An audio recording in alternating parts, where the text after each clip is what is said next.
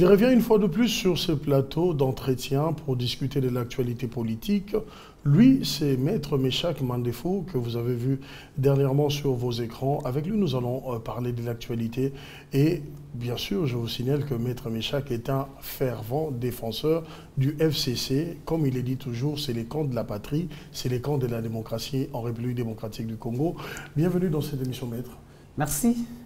Vous devez être très content aujourd'hui avec l'actualité du FCC qui a raflé 20 assemblées provinciales sur les 24 dans lesquelles il y avait des élections. Très très content parce que c'est une victoire écrasante que le FCC a obtenue à ce jour. On parlait aussi de corruption. Non. Le procureur général de la République, qu'on accusait d'être de la tendance de Kabila, a quand même demandé à ce que l'on puisse reporter ces élections. Il a fait ses demandes à la CENI parce qu'il y a eu des soupçons de corruption qui, peut-être, grâce à cette corruption, le FCC aujourd'hui s'en sort bien. Avec 20 provinces raflées sur les 24. D'abord, en tant qu'avocat, je ne partage pas ces points de vue. Aussitôt que j'ai lu la lettre du procureur général, je me suis dit, in tempore, demander la surséance des élections parce qu'il y a des soupçons de part et d'autre de corruption. Nous disons non. D'abord, l'organe habilité, ce n'est pas lui. Il devait s'adresser soit à la Cour constitutionnelle ou soit au Conseil d'État. Parce que là, vous regardez l'acte que doit prendre la Commission électorale indépendante pour suspendre. Aujourd'hui, parce qu'il y a des soupçons de part et d'autre. Nous disons non. Le FCC s'était déjà préparé. Le FCC a gagné les élections à tous les niveaux, sauf au niveau présidentiel. Là, vous les connaissez. C'est pourquoi on s'attendait à cette victoire écrasante. Mais l'homme qui demande ces reports, c'est M. Kabangé Flori, qui est le procureur général de la République. Donc c'est lui qui représente justement les intérêts de la population, les intérêts du peuple. Quand il parle de soupçons, on devait quand même l'écouter. Non, il ne représente pas les intérêts du peuple. Nous devons corriger quelque chose. De la population. Il a la plénitude de l'action publique. Bien entendu. Il a la plénitude. Il défend, mais c'est... En d'autres termes, lorsqu'il est en possession des éléments de preuve, il n'a qu'à poursuivre. Pas demander une surséance, votre honneur. Parce que si aujourd'hui, regardez, vous voulez transformer la question judiciaire à la politique, nous disons non. Il devait ouvrir une action judiciaire par rapport aux informations. Pour cela, le procureur général de la République voulait d'abord surseoir ces élections pour bien enquêter. Non. Au lieu que vous puissiez porter l'affaire un peu plus lourdement dans d'autres instances, il voulait d'abord enquêter au nom de la population, voir s'il y avait justement corruption, et après essayer d'abord d'ouvrir une action par la suite, et les choses allaient mieux peut-être. Je ne suis pas magistrat, je suis avocat. En tant qu'avocat, je sais que non. Le procureur général, il a la plénitude de l'action publique. À tout moment, il peut poursuivre. Même s'il y a élection et qu'il a les éléments de preuve, on peut arrêter. On regarde le moment de la commission de fait. Et on tirera toutes les conséquences. Mais aujourd'hui, pendant que l'on attend les élections, vous demandez la surséance. Pour quelle finalité? Parce que vous allez poursuivre. Je suis avocat, je sais que les procès, ça prend du temps. Bien entendu. Vous venez comme ça, je suis avocat de la défense, je soulève une exception. On prend ça en délibéré. Nous allons prendre combien de temps? 3 mois, 6 mois. Et pendant que le peuple attend les élections, nous voulons changer comme nous avons accepté. Nous avons eu les élections transparentes. Nous avons assisté à une passation civilisée du pouvoir. Une passation qui vous fait mal encore jusqu'à aujourd'hui. Mal pourquoi?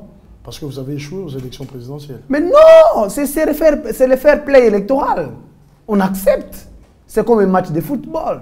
Nous sommes allés. Et on nous a gagné, ok, tant mieux. Qu'est-ce qui justifie le sourire du FCC?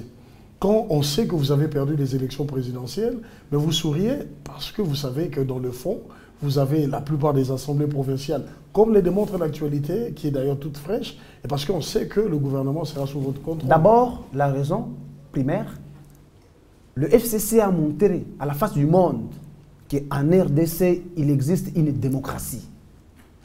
Nous avons assisté... C'est les FCC... ou c'est la population qui a démontré à la face du monde? Non, mais d'abord, qui avait l'appareil de l'État? N'est-ce pas le président Kabila et ses alliés? Mais bien sûr, oui. Il pouvait aussi faire comme Mugabe, comme le Paul Biya et ainsi de suite. Chercher à changer, à demeurer au pouvoir. Mais lui, en tant que garant de la Constitution, respectueux de la Constitution, il a dit que, ok, organisons les élections. Nous sommes allés et que le candidat de l'UDPS, son Excellence Félix Tshisekedi, a gagné les élections. Aujourd'hui, il est président. Nous, à notre tour aussi, comme nous nous sommes préparés, nous avons gagné les élections au niveau législatif. Ce n'est pas un problème. Aujourd'hui, les FCC se réjouissent de la victoire écrasante. Nous avons le nombre de députés aujourd'hui. D'aucuns ne peut parler encore une fois de plus de la question de la majorité. Elle est bel et bien définie. Nous attendons seulement la confirmation. Et cette confirmation qui ne semble pas suivre la voie constitutionnelle. Parce qu'il fallait parler d'un informateur, puis d'un Premier ministre qui serait nommé. C'est ici le problème d'interprétation. On sent que vous continuez dans le jeu des Kingakati. Mon frère. Hein, maître, vous êtes toujours dans le jeu des Kingakati. Mon frère, c'est ici le lieu où nous devons expliquer à la face du monde quelle interprétation nos juristes aujourd'hui donnent à l'article 78. C'est là le problème. Est-ce que cet article-là fait obligatoire la nomination d'un informateur ou le président peut? Mais là, c'est un problème des Français. C'est ici le lieu d'expliquer au monde. Si on dit le président doit nommer... Alors, je suis bien placé parce que j'ai en face de moi un juriste. Mais justement, c'est quoi je vous dis. C'est une possibilité qu'on a donnée au président de la République pour dire il paie. Lorsqu'il trouve que l'Assemblée n'est pas constitutive d'une majorité, là, en ce moment-là, il fait quoi? Il nomme un informateur. Cet informateur-là, quelle mission? De vérifier s'il y a des coalitions. C'est dit dans la Constitution. De détecter une majorité. Voilà. De détecter, comme vous l'aviez dit. Aujourd'hui, d'aucuns ignorent que le FCC est uni. Pourquoi? C'est pour diriger. Et donc, la détection de cette majorité devait se faire à Kingakati ou en secret entre M. Kabound, actuel président de l'UDPS, et Némi Mouiliana, qui représente cette coalition FCC. C'est des grandes forces de la République, le FCC et les CACH. Ce n'est que normal, nos autorités se sont réunies, entre autres, parce que ce sont eux qui sont à la tête de ces deux grandes coalitions. Mais nous disons ceci, le débat c'est au niveau constitutionnel. Parce que même si on nommait l'informateur, regardez là où le jeu se passe, là où les gens qui veulent interpréter. La Constitution donne un délai. De 30 jours. De 30 jours. Nous sommes dans quel mois? Nous sommes déjà au mois de mars. Au mois de mars, on nommait l'informateur aujourd'hui. D'abord, une précision. Est-ce que nous avions déjà le bureau définitif de l'Assemblée nationale installé? Non. Tout doit commencer quand? Lors de l'installation définitive du bureau de l'Assemblée nationale. Parce que l'informateur aura pour quelle mission? De coopérer avec ces bureaux-là pour identifier cette vraie majorité qui existe déjà. Donc, vous voulez nous dire que les FCC et CACH ont gagné du temps?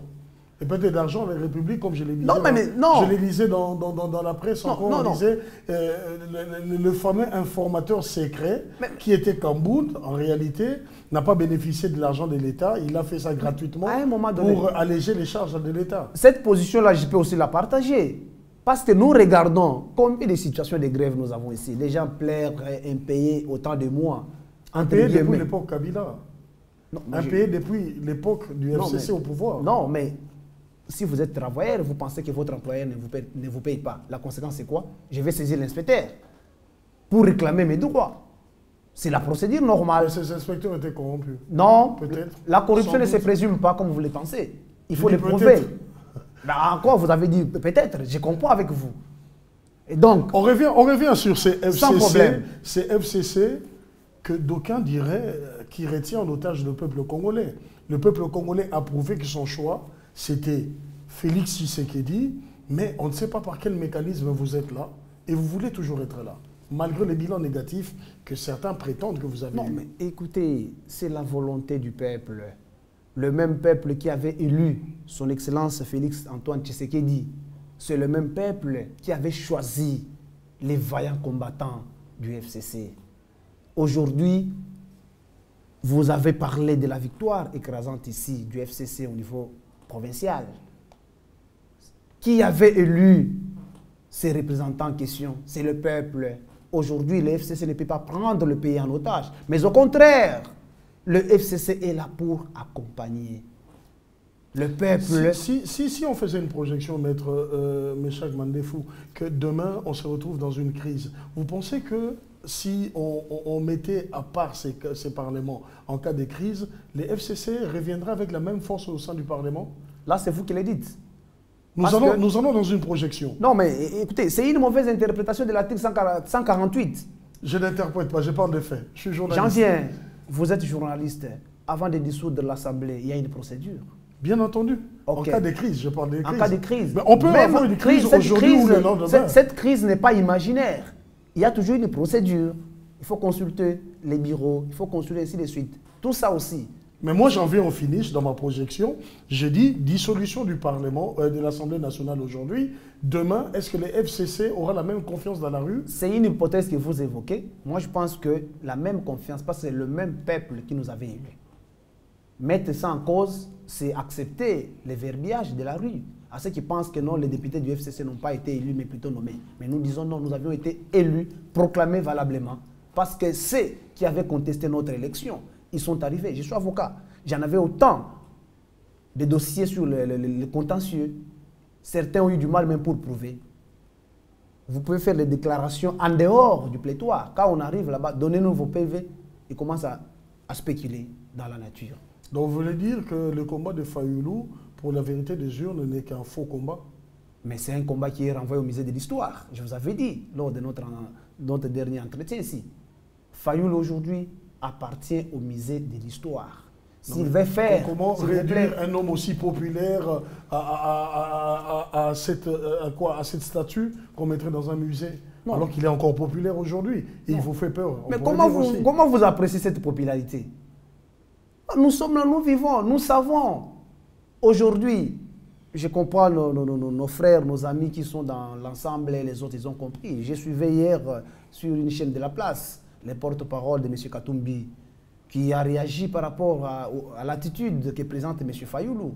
Je ne fais pas sa publicité ici, mais j'ai dit, M. Fayoulou, s'il sait qu'il s'est dit là, il aime le peuple congolais, il doit revenir ici au pays, ensemble pour reconstruire, parce que le président de la République a parlé de l'unité, il a parlé de la réconciliation. Nous sommes tous Congolais, on ne peut pas s'entretuer pour rien, parce que c'est le sang des Congolais. Faisons comme l'a fait Joseph Kabila Kabange. Il a accepté de céder le pouvoir par la voie électorale, sans effusion du sang. C'est ce que nous cherchons. Quand vous appelez Fayoulou à revenir au pays, à travailler ensemble avec vous, ensemble avec Félix Tshisekedi, décidément, c'est le système Kabila qui n'a jamais voulu d'opposition, que vous voulez encore faire revenir. Non, mais je veux vous rappeler une conciliation, négociation, conclave. On peut faire et en fin de compte, c'est tout le monde qui est dans le gouvernement. On peut faire une opposition républicaine. Vous êtes là. Parce que l'opposition, ce n'est pas contester. Nous devons quand même apprendre certaines choses ici. Quand vous vous opposez contre une décision, il faut apporter une autre solution que vous envisagez être louable pour le peuple congolais. C'est ça l'opposition. Faire une opposition républicaine, constructive, c'est ce que nous cherchons. Personne n'est contre. Il y a la loi qui organise l'opposition ici en RDC. M. Fayoulou, il réclame, c'est son droit. Mais question, réclamation, victoire, président, machin, c'est renvoyé au musée de l'histoire. Aujourd'hui, nous regardons. Parce qu'il est allé devant la Cour constitutionnelle. Vous avez vu comment il a eu du mal pour prouver même ce qu'il a légué comme fait. Il s'est appuyé sur les organes qui ne sont pas même habilités à avoir même le PV de compilation. Mais cette vérité de l'Église catholique, avec notamment Monseigneur Ambongo qui dit, nous connaissons qui était réellement élu, mais nous sommes aujourd'hui disposés à travailler avec celui qui est là. Ça dit beaucoup de choses. Allez-y comprendre. Même la Senko elle-même n'était pas en possession de preuves, entre autres le PV. Attention, mais Monseigneur ne peut pas mentir. Je l'ai dit, non, c'est inhumain, personne n'est parfait. Bien entendu. Oui, personne n'est parfait. Les représentants du pape je vous rappelle, mentir à tout un peuple. Je vous rappelle, nous avons vu le pape condamné ici dans le monde. L'histoire nous renseigne quelque chose. Nous avons vu les évêques condamnés. Aujourd'hui, la question de la pédophilie, c'est une parenthèse. Qui sont condamnés? N'est-ce pas, ce sont les cardinaux? Non, ils sont de l'Église catholique.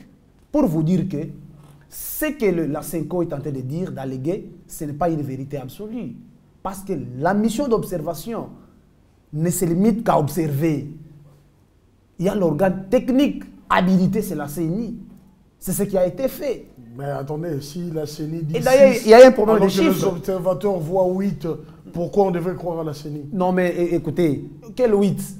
Parce qu'on a demandé à celui qui réclamait la victoire d'apporter les éléments de preuve. Vous avez vu le théâtre à la Cour constitutionnelle? Vous avez coupé Internet? Non. Vous avez coupé les SMS? Non. Il n'y avait plus de communication pour qu'ils Non, puissent avoir toutes mais les c'est preuves. simple. Les élections se sont déroulées pendant la journée. Chaque regroupement avait envoyé ses représentants, ses témoins. Nous, au FCC, on s'est préparé, on avait les témoins partout, dans tous les bureaux. Aujourd'hui, si vous arrivez dans notre centrale électorale, vous trouverez les preuves. On était prêts. Mais quand on a vérifié les résultats que l'on avait sur base des PV à notre possession, nous nous sommes dit, pourquoi les réclamer? Notre voyant combattant que nous avons largué, Emmanuel Ramazan Shadari, ok, n'a pas reçu. Nous nous inclinons, nous regardons l'intérêt du peuple. C'est ça l'amour du peuple. Est-ce que ce n'est pas un Shadari que vous avez tous trahi? L'haïr, pourquoi?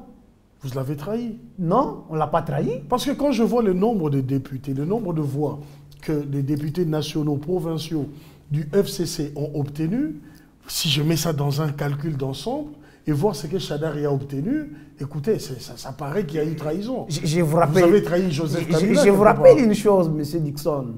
Rappelez-vous, lors de notre dernier entretien, si je vous avais dit, je peux être mal vu à Kinshasa, mais les gens de mon village, ils vont tout oublier, ils vont élire la personne qu'ils aiment. Donc on parle des élections tribales au Congo? Non, pas tribales, mais par intérêt sur base, entre autres, des critères ethno-tribaux, comme vous le dites.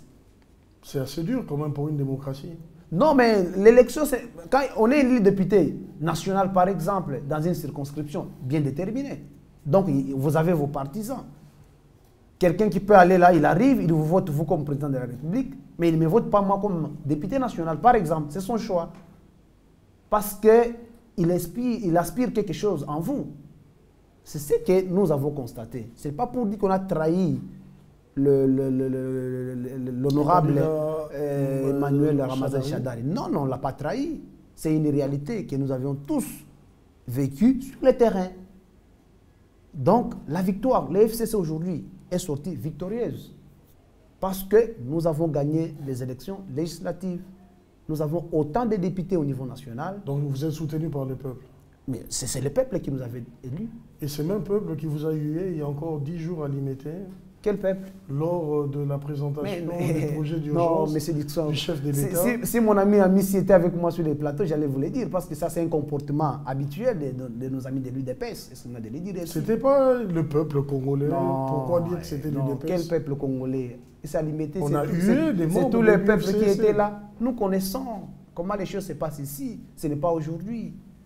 Ça ne cache pas une fausse amitié aujourd'hui entre le FCC et Cash qui est au pouvoir. Ce n'est pas une fausse amitié quand vous soupçonnez, c'est de leur droit. Vous soupçonnez des gens de l'UDPS venir huer des élus du FCC. L'activité était organisée à Limité.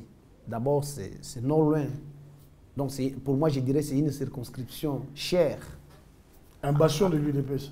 C'est parti là, comme vous l'avez dit. Mais j'ai dit, une fois de plus, c'est de leur droit s'ils ont réclamé. Et vous avez entendu dernièrement si le président de la République a dit, n'arrêtez pas quelqu'un qui va injurer le président de la République. C'est inhumain. Laissez-les critiquer comme ils veulent. En d'autres termes, ils ont parlé. Qu'est-ce qu'ils ont changé? Et ça ne vous fait pas mal quand j'entends le président de la République parler, par exemple, de décrispation, parler des prisonniers politiques, alors que vous êtes là, vous l'accompagnez dans son action.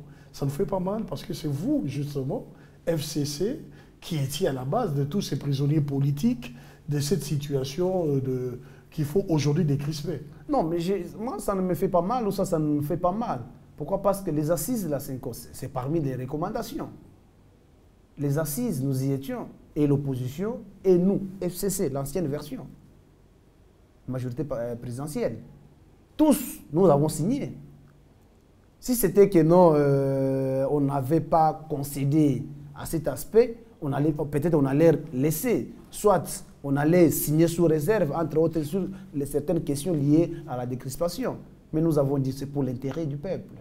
Aujourd'hui, tout le temps qu'ils ont fait, ils doivent comprendre que l'opposition, ce n'est pas porter atteinte aux individus. L'opposition, mais plutôt c'est construire le pays.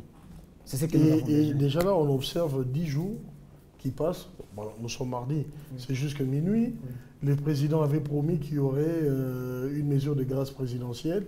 J'ose croire que d'ici minuit, il y aura cette mesure de grâce présidentielle. Mais est-ce que ce n'est pas aussi la pression quelque part du FCC qui ne voudrait pas voir certains opposants être libérés? Non, ne prêtez pas attention au FCC. Je ne pose qu'une question. Mais je vous ai répondu. Je vous dis, Bien ne entendu. prêtez pas attention au FCC parce que les mesures de grâce, comme vous l'avez dit, relèvent du pouvoir discrétionnaire du président de la République. Mais ça tarde quand même. On aurait pu attendre ça à 5 jours, 6 jours de l'annonce, mais jusqu'au 10e Je jour. réitère ma réponse. Ça relève du pouvoir discrétionnaire du président de la République. Donc, aujourd'hui, nous sommes les 10, c'est le 10e jour plus tôt. Peut-être jusqu'avant midi, je ne sais pas ce qui se prépare. Il peut le faire aussi dans 15 jours. C'est un pouvoir discrétionnaire, je l'ai dit encore une fois de plus. En tout cas, qui est limité à son mandat. Tant qu'il sera président de la République, il peut le prendre après 4 ans, 5 ans. Je réitère, c'est un pouvoir sans pression. Les FCC, le président Joseph Kabila l'avait dit, le président Tshisekedi est libre, c'est lui notre président. Il doit gérer comme bon lui semble. Les gens qui sont là, les FCC fait non, les FCC s'occupent de sa majorité au Parlement, s'occupent de sa grande victoire écrasante au niveau provincial. Comment organiser les choses? Comment nous devons une fois de plus orienter notre ligne politique? C'est ça le travail que le FCC est en train de faire. Et comment appauvrir encore la population, puisque côté pauvreté, il faut dire, après tous ces temps de gestion, ce n'est pas la lumière que l'on voit. Non, ça c'est trop fort, parce que je vois mal lorsque vous analysez avec les critiques du peuple. Non, non, non. Qui dit nous avons souffert sous Vous Joseph êtes Kabila. journaliste.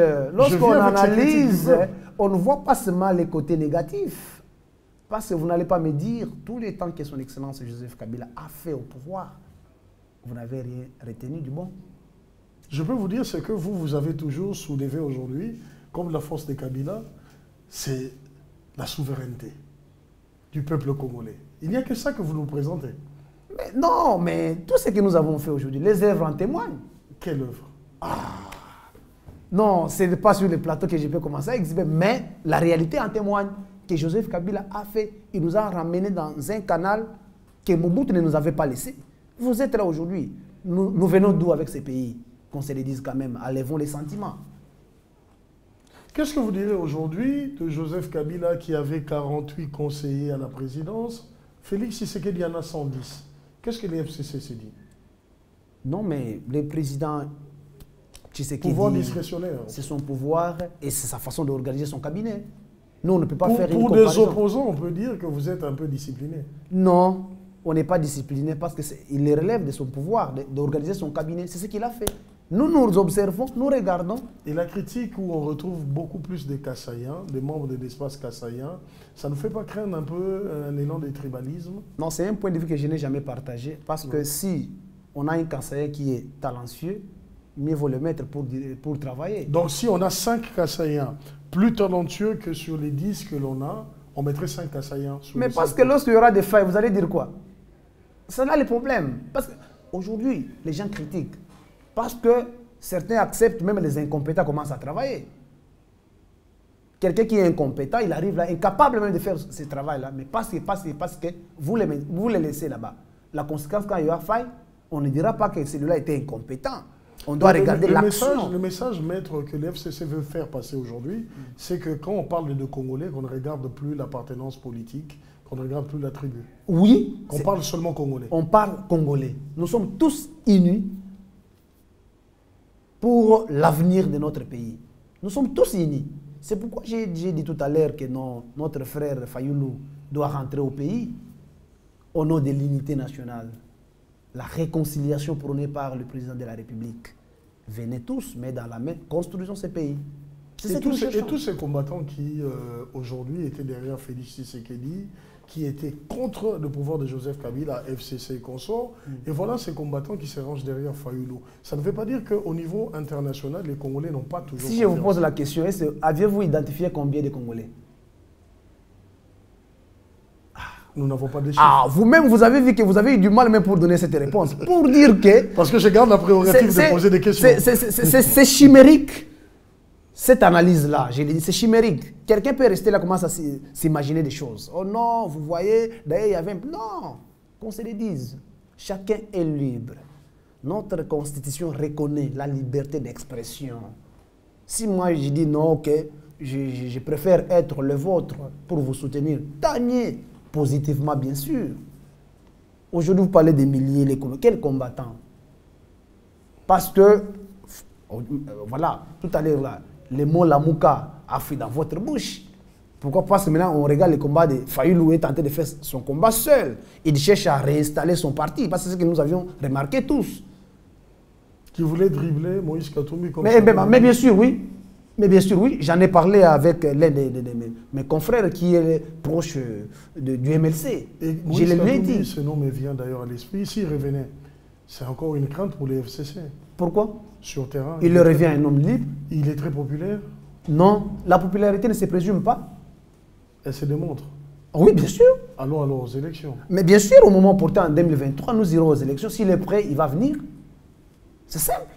Nous sommes là. C'est ça la démocratie. Vous l'avez empêché de rentrer au pays pour participer aux élections. Personne ne l'a empêché. Ça, c'est le théâtre de chez nous. Excusez-moi les termes. Mangobo est parti en Europe. Hein. Mais bien sûr. Dia aussi. Mais bien sûr. Mais lui, il est là. Il est là. Il est là quand il est revenu. Qu'est-ce qu'il avait empêché pour rentrer ici? Nous avons vu ce que nous avons vu. Une dernière question. Oui. Plus calmement. Oui. Maître Méchac. Ça va aller avec Félix, président, gouvernement FCC, avec tout ce que l'on vous reproche. Vous aimez trop l'argent. Il y a l'impunité. Parce qu'on l'a vu pendant 5 ans, on n'a jamais puni un ministre, mais il y a toujours eu des soupçons de détournement, toutes ces histoires où Kabila a pillé le pays, ses proches ont volé, les gens du FCC ont volé. Comment vous allez travailler avec Félix Tshisekedi? Je pense que... Qui prône aujourd'hui la lutte contre la corruption. Je pense que son Excellence Félix Tshisekedi l'avait bien dit, il prône l'état des droits. Aujourd'hui, si vous nous reprochez d'avoir laissé les personnes impunies sur base de leurs actes, je pense que lui, il a sa donne. Nous observons. Parce que certaines critiques que les gens apportent, ce ne sont pas des critiques constructives. Ce sont des procès d'intention sur les gens. C'est comme ça, on est habitué. C'est notre pays. Nous devons supporter certaines choses. Mais aujourd'hui, il est là, président de la République. Ok, c'est bon. Nous allons suivre sa ligne de conduite. Si un ministre se comporte avec des pareils comportements, comme vous l'avez dit là, il sera arrêté, c'est son problème, parce que la responsabilité, elle est individuelle. C'est ce que nous attendons. Plus calmement et bien dit. Merci à vous de nous avoir suivis. Vous étiez en direct sur notre chaîne en train de suivre ces débats, ces analyses et ces opinions. Aujourd'hui, nous recevions sur ces plateaux Maître Méchac Mandefou. Prochainement, ça sera peut-être vous. Bonne suite de programme sur notre chaîne.